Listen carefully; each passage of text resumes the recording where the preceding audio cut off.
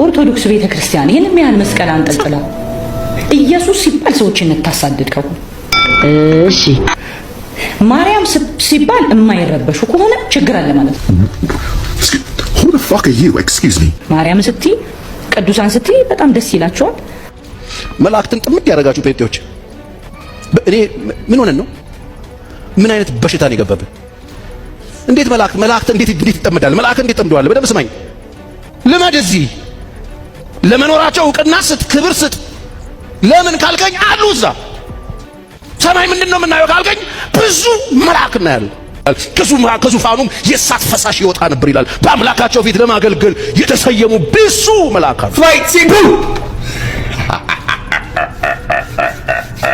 ዘርፌ የሰራችሁ እግዚአብሔርን ከፈራች ክርስቲያን ከሆነች ቪዲዮን ታውቶርጭ። ምክንያቱም እንደሷ ህዝብ የበጠበጠም የከፈለ የለም አይደለም። ሰው ዘርፌ ሰው ልትሰማ የዛኔ ሰው ክርስቶስን እኮ የኛ ቤተክርስቲያን እኮ ስትጠራ እንኳን ታውቂያለሽ አይደል? ምን ብላ እንደምትጠራ በልብ መታሰቡ፣ በቃል መነገሩ፣ በቅዱሳት መጽሐፍ መዘገቡ ከፍ ከፍ ይበልና እኮ ብሏል። ምን ማለታችን ነው? ዝም ብሏል በኢየሱስ ምትለው ቤተክርስቲያናችን በልብ መታሰቡ ምን ማለት ነው? በልባችን የምናስበው ጌታችን ኢየሱስ ክርስቶስ ወይ አሁንም ይጨምር ሁሌ እናስብ። ብንሰርክም ባንሰርክም እንኳን ክርስቲያን ሆን መሬት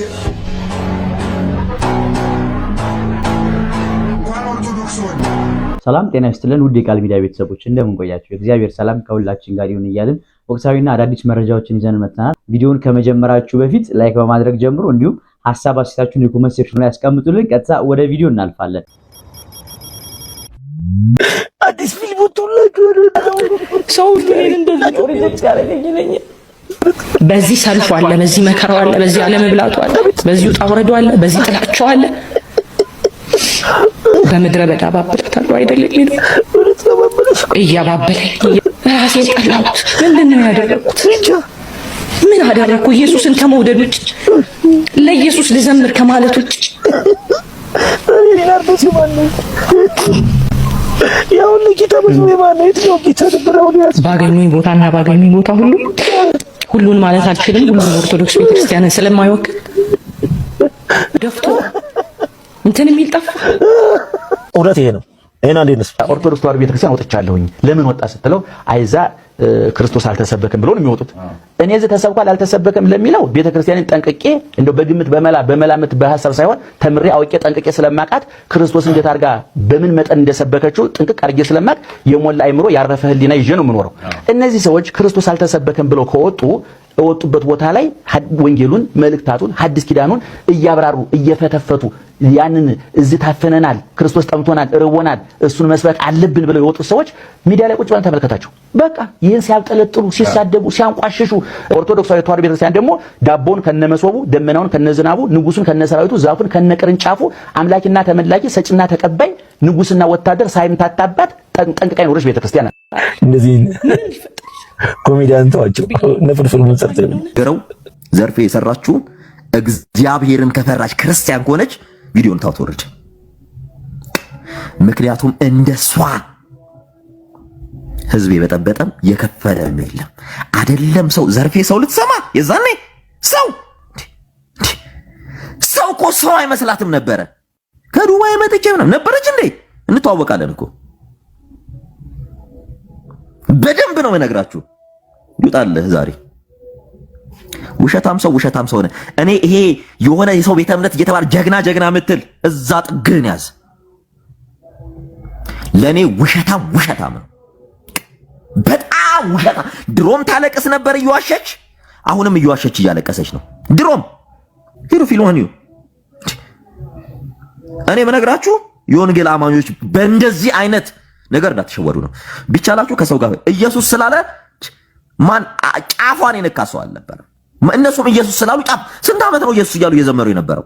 ካሴታቸው ይሸጥ የነበረው ኢየሱስ እያሉ ዘምሩ አይደል እንዴ ብለው ነው እንትን ያሉት ነው። ሌላ ነገር ነበራቸው። የእውነት ሌላ ነገር አይደለም። አስፈላጊ ከሆነ አሰግድም እንዴት እንደወጣ ስለምናቅ ማለት ነው። ሌላ ታሪክ እየተፈጠረ ሌላ ታሪክ እየፈበረካችሁ ይሄ ሚዲያ ላይ በቃ ትኩረት ለመሆን ጀግና ውይ ምናምን አብራ ታለቅሳለች። እኔ ያሳዘነችኝ ኢንተርቪው የምታረጋ ሴት አብራ ስታለቅስ ነው ሶፍት ይዛ እናቱ የሷ ዋቴ ነው ድራማ ስለሆነ የሷ ዋቴ ነው ድራማ ነው ከተሰራው ኢንተርቪው ድራማ ነው። እናቱ ይቅርታ እንዴ ወደ ኋላ ሂጂና ያን ኦርቶዶክስ ቤት ኢንተርቪው ያረጓት አብሯ ሲያለቅሱ ነበር። እንዴ ሂጂና አንቺ ያለቀሽውን እንባ ያኔ አብሮ ሲያለቅሱ ነበር አብራ። ከዱባይ ስመጣ እንዲህ ብነካ እንትን ምል ነበር። ዱባይ እኮ በክብር እኮ አይደለም እንትን ስትል መሸታ ቤት እኮ ነበር ስጨፍር የነበረው። እንደውም ልታመሰግናት የሚገባው ኦርቶዶክስን ነበረ። ሄር ውሸታሞቹን ስለሚጠላ እኔ የምከተለው ውሸታምን አጥብቆ የሚጠላ አምላክን ነው። እኔ ልንገራችሁ አሁንም እንደናንተ በህዝብ ነፍስ የተጫወተ የለም። ከቤተ ክርስቲያኑ የወሰዳችሁትን ገንዘብ መለሳችሁ። መጀመሪያ የዘረፋችሁትን ይሄው እኔ ያደኩባት ደብረ ነበረ እንትኑን ሰብራችሁ ሙሉ እኛ 5-10 ሰብስበን የገዛነውን ልብስ የወሰዳችሁት መልሳችሁላታ። ስትወጣው ነበር የወጣችሁት። እውነት ኢየሱስ ስላላችሁ እስኪ አንድ ሰው ኢየሱስ ስላላችሁ ተባረራችሁ ያለ አንድ ሰው ማን ያባረራችሁ? አቡነ ገብርኤል አልነበረው የዛን ሰዓት? ምንድን ያሏችሁ? መስቀላቸውን ስቀሟቸው እንሰራቸው ሲሉ ልጆቼ ናቸው ተውኮን የተባላችሁ። ዳግም ጂምናዚየም የሰለጠኑት እነዛ ወጠምሻው ወንዶች እናስታውሳችሁ እንዴ? በር ዘግተውብን ቤተክርስቲያን እንዳንገባ የአዋሳ ህዝብ በእናንተ እንዳለቀሰ እንዴ? እውነት እነ ዘርፌ ተገፍተው መጡት። ምን አለ የምትናገሩት ነገር እውነት ሆኖ እግዚአብሔር ዛሬ እኔ ላይ እሳት ባወረደ። ይወለ ሚዲያ ላይ ይወጣ ስለዋሸ ምናልባት ነገ ለምትዋሿት ለእያንዳንዱ ነገር ዋጋ ትከፍላላችሁ። ሚዲያ ላይ ግን ውሸት እየዋሻችሁ እርስ በርስ ሰው እንዲጠላላ አንዱ በአንዱ ኮመንታቸው ላይ እየገባችሁ ስታዩ እንዳለ ስድብ ነው። እቺ አሁን እግዚአብሔርን እያከበረች ነው ተዘጋጅታ ለማልቀስ ምናምን። ይሄንን ቲያትር ያኔም ትሰራው ነበር። ሀብታሙ ሽብሩ ምንድን ነው ያለው?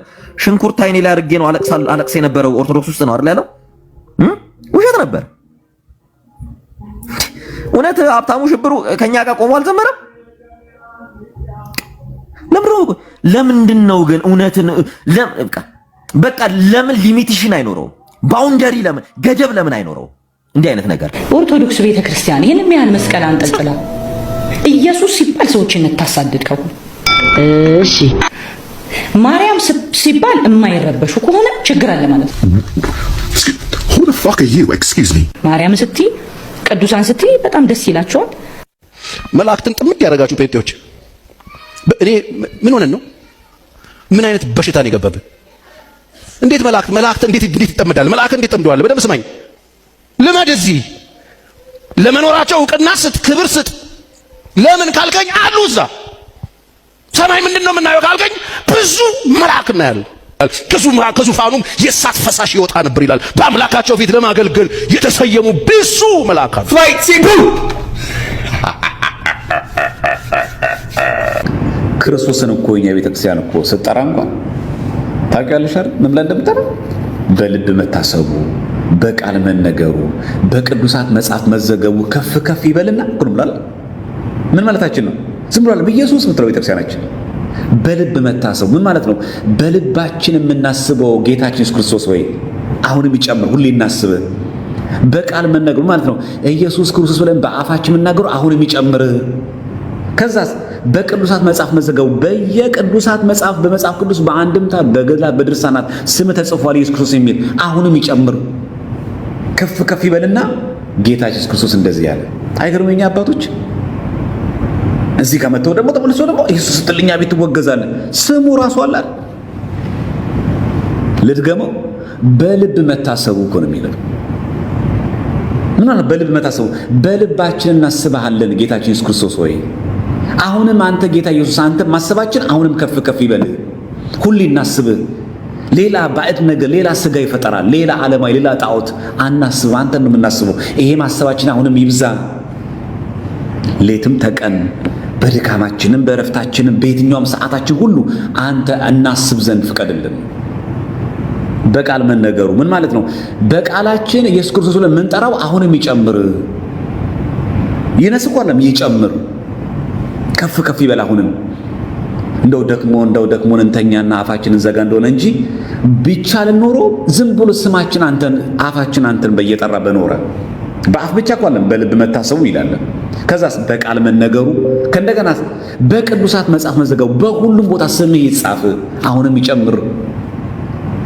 ያንተ ስም ይግባ ኢየሱስ ክርስቶስ ሆይ። እቺ ቤተክርስቲያናት ክርስቶስን የምትከደው ዘርፌ አንቺ እኮ ለኢትዮጵያ ኦርቶዶክስ ቤተክርስቲያን የመጀመሪያ የመጨረሻም እኮ ዘማሪ አይደለሽ አይደል? አንቺ እኮ የመጀመሪያ ዘማሪያችን አይደለሽ። ከአንቺ በፊት ብዙ ደገኛ መዘምራን አሉ፣ ከአንቺም በኋላ ብዙ ደገኛ መዘምራን አሉ። አንቺ እኮ የመጀመሪያ ሰው እኮ አይደለሽ። አንቺ ከቤተክርስቲያን የወጣሽበት ዕለት እኮ መዝሙር እኮ አልቆመም። በነገራችን ላይ ዘማሪያን መዘምራን የሚለው በእንተ ቅድሳት ላይ ዲያቆኑ መርጌቶቹ ነው ታውቃላችሁ። ስለ መዘምራን እንማልዳለን የሚል የለም በእንተ ቅድሳት ላይ። ስለ መዘምራን እንማልዳለን የሚለው እኮ ዘማሪያን የሚላችሁ እኮ መርጌቶቹ ነው። ይሄ ዩኒፎርም ለብሰው የሚዘምሩት የሰንበት ተማሪ ዘማሪያን እኮ አይደል? እነሱም እኮ ዘማሪያን ናቸው፣ ግን በዋናነት እየገለጸ ያለው እነሱ ናቸው። በቤተክርስቲያናችን እኮ የዕለት ዝማሬ አለ፣ የዕለት ምስባክ አለ፣ የዕለት ወንጌል አለ፣ የዕለት ስንክሳር አለ፣ የዕለት ቅዳሴ አለ። ይሄ እኮ ዲክሽነሪ ነው። ዲክሽነሪ ሳይሆን ሊክሽነሪ ኤል ሊክሽነሪ ማለት ግጻይ ማለት ነው። የዕለቱ ምስባክ አለ፣ የዕለቱ ወንጌል አለ፣ የዕለቱ ስንክሳር አለ፣ የዕለቱ ዝማሬ አለ። የሚወጣው ራሱ የዕለቱ ወንጌል የዕለቱ ምስባክ የሚወጣው በዕለቱ ዝማሬ ነው። ዘወረደ ሲባል በዘወረደ ዕለት የሚዘመረው ዝማሬ ቅዱስ ያሬድ ከዕለቱ ወንጌል ጋር፣ የዕለቱ ወንጌል ከምስባኩ ጋር፣ ምስባኩ ከጳውሎስ መልእክታት ጋር፣ መልእክታቱ ከዕለቱ ቅዳሴ ጋር፣ የዕለቱ ቅዳሴ ከስንክሳር ጋር ተሰናስሎ ተዘጋጀ። ወንጌል የማይነበብበት ቅዳሴ እኛ ጋር አለ። ወንጌል ማን ነው? እና ገፍተው ወደ ተወሰሪ ነው የምትዩ፣ ወደ ገደል ነው ማለት ያለብሽ። በዚህ አጋጣሚ ማንም ሰው ከቤተ ክርስቲያን ገፍቶ ይወጣት እንዳትሉ። አዎ የሰንበት ተማሪ ላይ ረዳህ ይችላል። አዎ አለቃው ላይ ገነዘቡ ይችላሉ። አዎ አንዳንድ ሰዎች ሊተናኮሉ ይችላሉ። አዎ በኦርቶዶክሳዊ ተዋህዶ እምነት ግን ትክክለኛ ሰው እስከሆንክ ድረስ ባለበት ግን ጽና። ይሄ ማለት ግን የፈለከውን ነገር ትዝ ያለን ነገር እያንቦራጨክ የፈለከውን ነገር እየጻፍክ የፈለከውን ነገር ላይፍ ገብተህ እንደፈለክ እየበጣጠስክ መብት ነው እያልን አይደለም። የኦርቶዶክሳዊ ተዋህዶ ቤተክርስቲያናችን የነገር ክርስቶስ ትምህርቷን ክርስቶሎጂ ትምህርቷን ጠብቀ በሚገባ እንደው ድንገት ስትጠየቅ ደግሞ ረጋ ብለህ በትህትና ማስረዳት። ከአንተ የተሻሉ ሊቃውንት ሲያስረዱ ደግሞ እሺ ይቅርታ እኔ እንዲህ ለማለት ፈልጌ ነው አስተካክሉ ማለት አለቀ።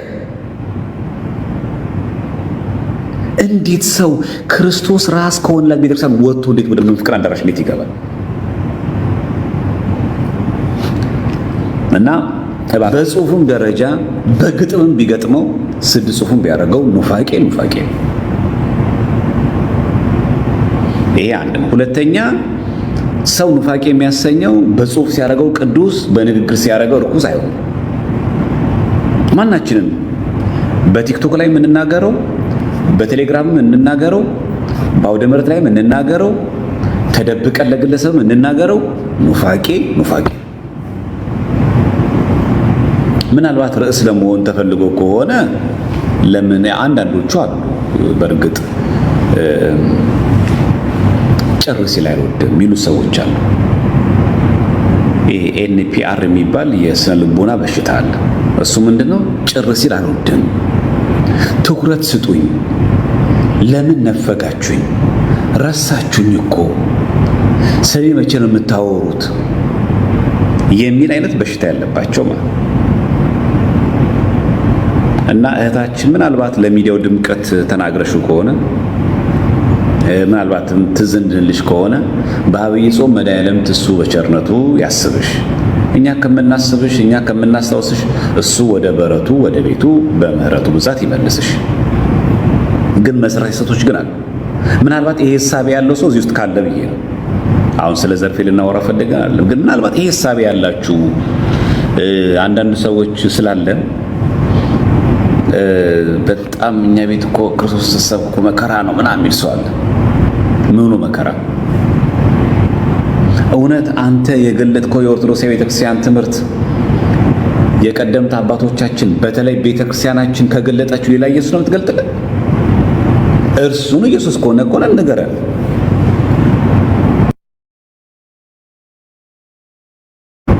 እንጂ ማናችንም እኔን ጨምሮ ለቤተ ክርስቲያን የምንገልጥላት አዲስ ምስጢር የለም። ያልተሰበከ በቀደምት አባቶቻችን ያልተነገረ አዲስ ትምህርት ኢኖቬት የምናደርገው ነገር የለም። ሲጀመር ልዩ ልዩ በሆነ እንግዳ ትምህርት አትወሰዱ ስለተባለ በአዳዲስ ትምህርት መወሰድ ራሱ አይፈቀድም። ስለዚህ አንድ ሰው በቤተ ክርስቲያን እያገለገለ በአውደ ምሕረት እያገለገለ በሰንበት እያገለገለ ከተገፋ ያንን በአኮቴት ነው መቀበል ያለበት እንጂ እሱንም አማናዊ የሆነ ወንጌል ሰብኮ ከተገፋ በአኮቴት ተቀብሎ ይገባኛል ማለት አለበት እንጂ ከቤተክርስቲያን አይወጣም። ለዚህ ነው ሁለት ፓራዶክስ ነገር ዘርፍ የሰራችው። በዚህ በኩል አውደ ምሕረት ላይ ስገፋ ነይ ነይ እምዬ ማርያም ብሎ እየዘመሩ ኢየሱስን ስጠራው ሰው ተከፋ ብላ በዚህ መንገድ መነገር ፈለገችና ታዲያ እውነተኛው ኢየሱስ ክርስቶስን ካሰበችው ወደ መንፍቅና ነው የሚጠራት? ወደ መንፍቅና ነው የሚጎታት? አሁን ጉዳዩ እውነት ኢየሱስን ስሙን በመጥራቷ ነው እንጂ በጥምቀት አማናይነት ታምናለች?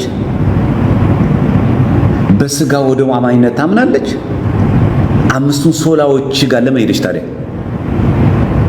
ምክንያቱም ጉዳዩ ስሙን በመጥራትና ባለመጥራት ነበረ።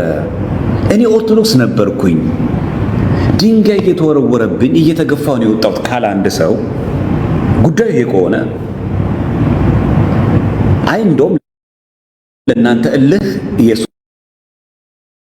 ብቻ ነው፣ መጽሐፍ ቅዱስ ብቻ ነው፣ እምነት ብቻ ወደሚል ይወስዳል።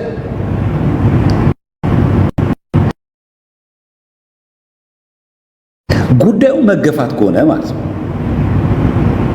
አሁን ይሄን ሁሉ የምንለው ምንድነው? አንቺ የምትዩ እንኳን እውነቱን እንኳን ብንቀበል ቅሉ ለማለት ነው። መጀመሪያ አንቺ ያልሽው እውነት ነው ውሸት ነው አንድ። ሁለተኛ ነገር ደግሞ እንደው ያልሽው እንኳን እውነት ቢሆን ራሱ እንዴ ኢየሱስን ስለጠራው እንደውም ተናድጄ ስጋው ደግሞ አማና አይደለም ወደሚሉ ጎራ ገባው ነው እያልሽ ነው ያልሽው። ኢየሱስ የሚባለውን ስም ስለጠራው ወደ ምሕረት ላይ እንዳውም ተገፍቼ ጸጋ ብቻ ወደሚል አምስት ሶላ ገባው ነው የምትይኝ ያልሽው። ወደ ኑፋቄ የትኛው ቤተክርስቲያናችን አባት ነው ምእመኖቹ ህዝቦቹ ሚስ ፕሬዘንት አድርገውት እንደው አንቺ እንደምትዩ እንኳን አንቺ አማናዊ ትምህርት ይዘሽ ከሆነ ኦርቶዶክሳዊ ከነበርሽ አማናዊ የሆነ ትምህርት ይዘሽ አማናዊ የሆነ ትምህርት ይዞ ሲገፋ ከኦርቶዶክስ የወጣ የትኛው አባት ነው? እንደውም ኢየሱስ እንኳን ገፋኝ እንኳን እንድገፋ አረከኝ ወደ አንተ ሰበስበው ወሰድከኝ ነው የሚሉት። የትኛው አባት ነው?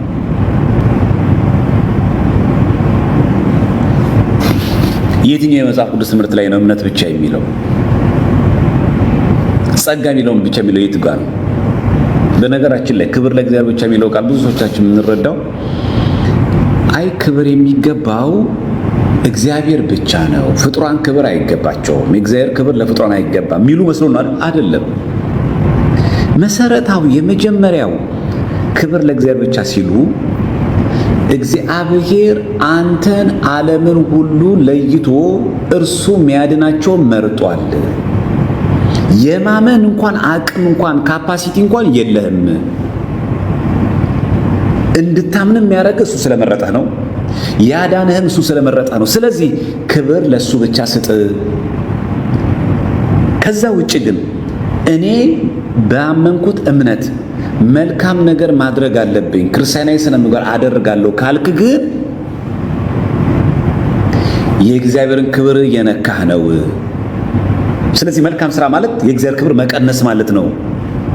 እንዲህ ነው የሚያምኑት ክብር ለእግዚአብሔር ብቻ ሲሉ ማለት ነው። ብዙዎቻችን የምናስበው ክብር ለእግዚአብሔር ሲባል ብቻ ሲባል በቃ ቅዱሳን አይከበሩ፣ ቅዱሳን አይመስገኑ፣ ለነሱ መዝሙር አይዘመር፣ እነሱ ምስጋና አይመስገኑ፣ ምስጋና እግዚአብሔር ብቻ ልክ ለእግዚአብሔር ተቆርቆር መስሎ የሚታይ ነው። እሱ ሶስተኛው። የመጀመሪያ ጉዳይ እሱ አይደለም። አንተ የማመንም የመዳንም ከአንተ የሆነ ነገር ምንም ነገር የለም። ይሄ ማለት ኢኒሻል ሳሊቬሽን እያወራው አይደለም። እግዚአብሔር አምላክ አስቀድሞ መርጦ ሁሉ ነገር ጨርሷል። ካንተ የሚጠበቅ ነገር የለም።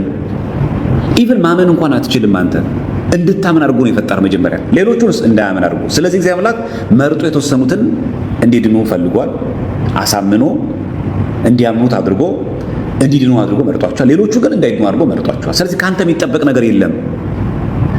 መልካም ስራ የሚባል ነገር የለም። መልካም ስራ ለስራ ካል ክርስቲያናዊ ስነ ምግባር ያስፈልጋል ካልክ በጎነት፣ ቸርነት፣ ፍቅር የሚባሉ እነዛን የመንፈስ ስራዎች ላድርግ ካል ከእግዚአብሔር ክብር እየቀነስክ ነው። ስለዚህ አንድ ሰው መልካም ስነ ምግባር እሰራለሁ ባለ ቁጥር ከእግዚአብሔር ክብር እየቀነሰ ነው ያለው። ክብር ለእግዚአብሔር ብቻ አድርግ። የጆን ካልቪን ትምህርት ይሄ ነው። ወደዚህ ነው ከተሳተ ዘርፌ እግዚአብሔር አምላክ ወደዚህ ነው የሚከተው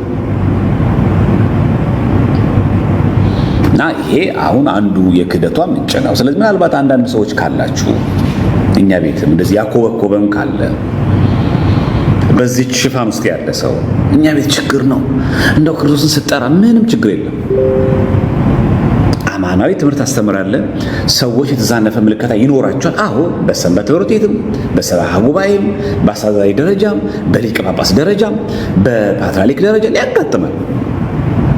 የለም እያልን አይደለም። አንተ የሰበከው ግን የቆምክለት ክርስቶስ ግን